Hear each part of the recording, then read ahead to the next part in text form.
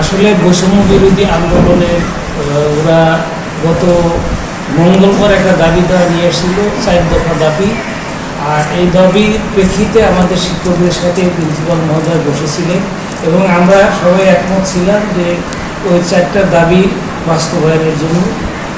কিন্তু দুঃখজনক হলো সত্য, আজকে সে শিক্ষার্থীরা এসেছে, কিন্তু বাইরের কিছু শিক্ষার্থীরা এসে এই আমাদের প্রান্তীয় শিক্ষার্থীদের শরীরে বিভিন্নভাবে আঘাতপ্রাপ্ত করে এবং প্রতিরোধ করে, এবং যাতে ওই 3জন অভিযুক্ত শিক্ষক এখান থেকে বদলি না করা হয় এই অপপ্রচেষ্টা চালায়। ফলে দুই পক্ষের মধ্যে একটা সাংঘর্ষিক অবস্থা সৃষ্টি হয় এবং এটা চরম পর্যায়ে গিয়ে পৌঁছে। পরবর্তীতে সেনাবাহিনী এসে এটা সুষ্ঠু ও সুন্দরভাবে সমাধান হয়েছে।